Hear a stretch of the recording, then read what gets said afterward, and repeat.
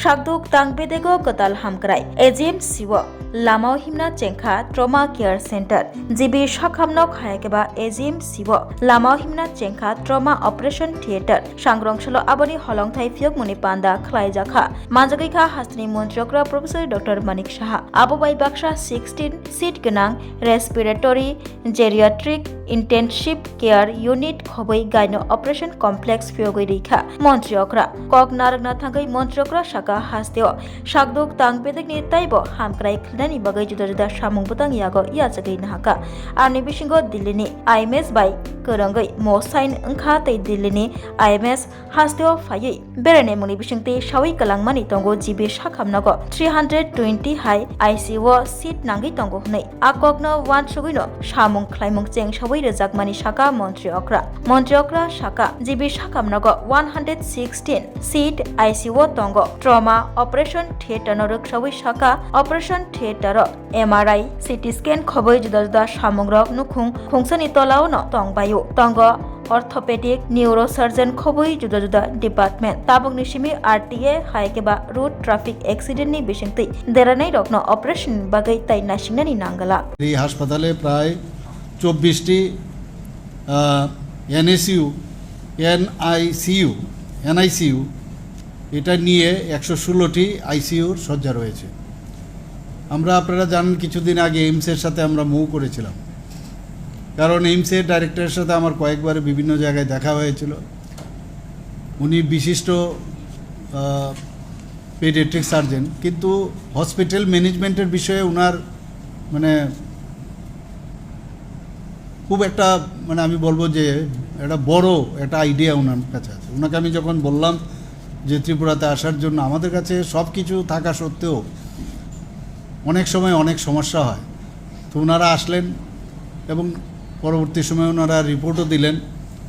সেই রিপোর্ট অনুসারে ওনারা বললেন যে 320টার মতো আইসিইউ শয্যা এই এজিএমসির মধ্যে প্রয়োজন। সেই লক্ষ্যে কিন্তু আমরা কাজ করছি, যাতে এই যে টার্গেট আমাদের দিয়েছে সেই টার্গেট যেন আমরা করতে পারি। আজকে এখানে 3টে বিষয়ে আপনারা দেখলেন যে 16 শয্যা বিশিষ্ট respiratory and geriatric intensive care unit, সেটার উদ্বোধন হলো।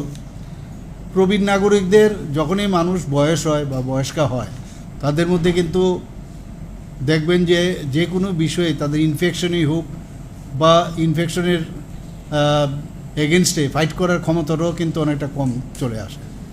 তো এই ধরনের রেসপিরেটরি এবং জেরিয়াট্রিক দুটো একসাথে যদি আমি বলি, তার জন্য এটা যখনই ইমার্জেন্সি বিষয় দাঁড়ায়, সেখানে কিন্তু একটা আইসিইউর খুব প্রয়োজন। তো এই 16টা যে আজকে শয্যা বিশিষ্ট আইসিইউ এখানে আমরা আজকে ইনগুরেট করলাম।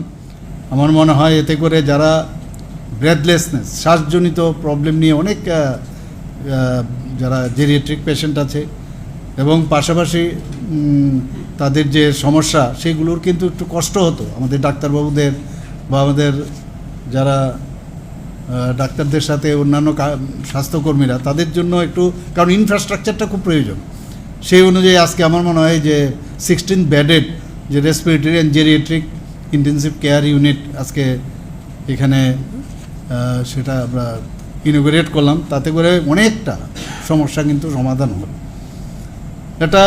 এটা স্থান পাবে যে না, স্পেসিফিক এই এরিয়াটা only for geriatric patient and who will be having this respiratory problem. তো সেটা করলাম। আরেকটা হচ্ছে ট্রমা সেন্টার অপারেশন থিয়েটার।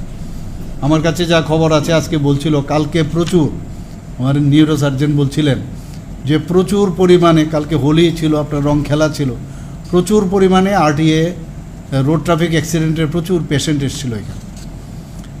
এবং এটা কিন্তু আমাদের প্রতিদিনের সবচেয়ে ইমার্জেন্সি রোড ট্রাফিক অ্যাক্সিডেন্ট মানে ইমার্জেন্সি।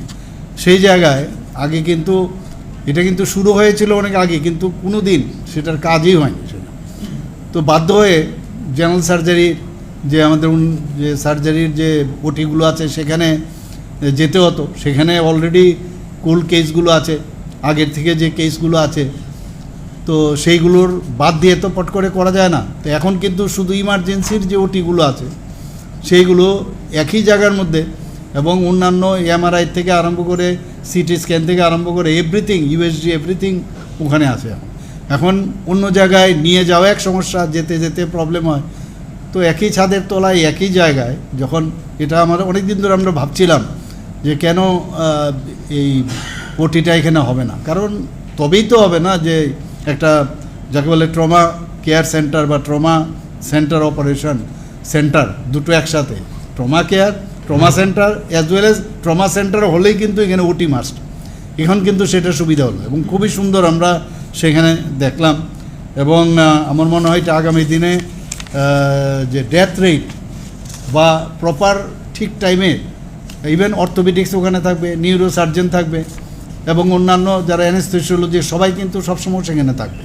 তো ইমিডিয়েটলি তার অপারেশনের জন্য ওয়েট করতে হবে না যে পরে করব, বা হঠাৎ করে দেখা গেল যে এখানে আমার ট্রেকিস্টমি করতে হবে, ইন্টিউবেশন করতে হবে।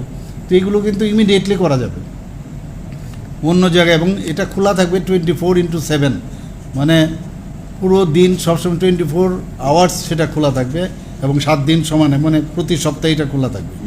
সেখানে Koktomathumani Baskango Montriokra Shaka Hasteo Gaino Operation Complex Belaike Nangi Tongmani Paithago Shangrongshalo Fyogui Rizakha Je Nangi Tongmani Bebakno Khalayoi Gaino Operation Complex Katal Snamui Fyog Jakha Abobai Burirok Bumarok Chakduk Mangtukni Bebak Shepshap Mani Mananu Hunishaka Montriokra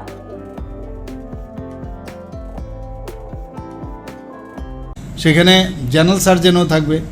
আর যেটা আমি বললাম অর্থোপেডিক্সের main orthopaedics, neuro surgeon এবং general surgeon এবং মেডিসিনের তো ওনারা তো যে কোনো সময় ওনারা আসতেই পারেন, কিন্তু মেইন এই 3টে সেক্টরের দিকে আমরা নজর দিয়েছি। এবং শুধু তাই নয়, আমরা face is the victim of everything, তো সেখানেও ম্যাক্সিলোফেশিয়াল সার্জনও আমার মনে হয় তা রাখা দরকার। কারণ অনেক সময় আছে ম্যান্ডিবল ফ্র্যাকচার হলে বা ম্যাক্সিলা ফ্র্যাকচার হলে সেটা কিন্তু ইট গোজ ব্যাক। ম্যান্ডিবলও কিন্তু ফ্র্যাকচার হলে অনেক সময় এটা পেছনে গেলে যে এয়ারওয়ে যেটা সেটা কিন্তু অনেক সময় প্রবলেম হয়। তো সেটাকে প্রপারলি যদি রিডাকশন করা হয়, সেটাকে প্রপারলি যদি জ থ্রাস্ট মুভমেন্ট করা যায়, তাহলে সেখানেও কিন্তু অনেক পেশেন্টে বাঁচানো যায়। তো এইগুলো আমরা পরবর্তী সময়ে আরও কোন কোন জায়গাগুলো আছে সেখানে আমরা দেখব। আরেকটা বিষয় যেটা যে newly renovated labour room cum of gynae OT complex, সেটাও খুব প্রয়োজন ছিল।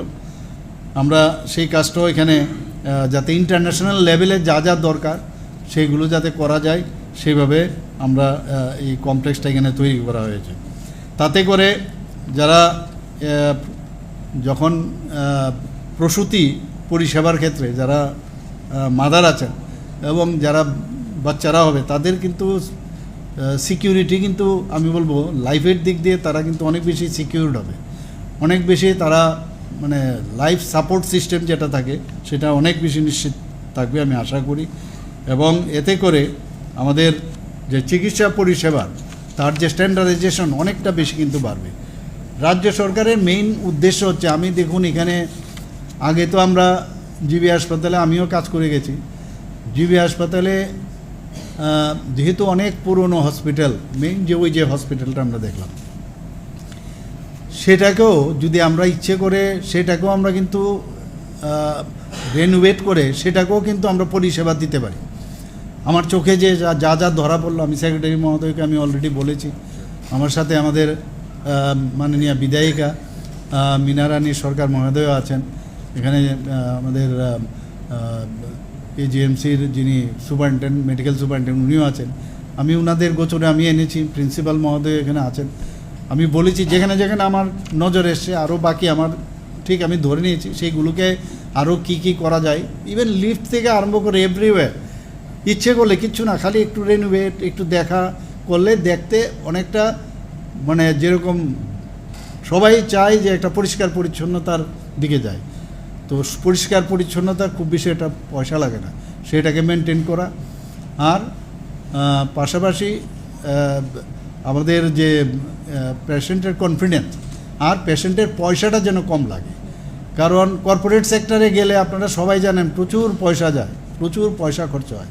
তা আমরা চাই কর্পোরেট স্টাইলেও গভর্নমেন্ট হসপিটালের সব ব্যবস্থা থাকবে, আবার পয়সাটাও যেন কম। গভর্নমেন্ট হসপিটালে কী পয়সা, কিছুই লাগে না, কিন্তু যত কম পারা যায় সেই দিকে আমরা একদিকে স্ট্যান্ডার্ডাইজেশন অফ ট্রিটমেন্ট সেটাও যাতে মেনটেন হয়, তাদের যাতে খরচটা কম হয় সেই দিকে নজর রেখে আমরা কাজ করছি। আপনারা দেখেছেন এর মধ্যে আমাদের বেড সংখ্যা প্রায় 200।